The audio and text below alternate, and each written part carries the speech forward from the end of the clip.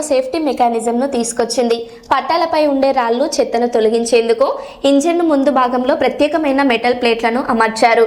రైలు వెళ్లేటప్పుడు ఇది ట్రాక్ను క్లీన్ చేస్తూ వెళ్తుంది. దీనికి సంబంధించిన వీడియోలు ప్రస్తుతం సోషల్ మీడియాలో వైరల్ అవుతున్నాయి.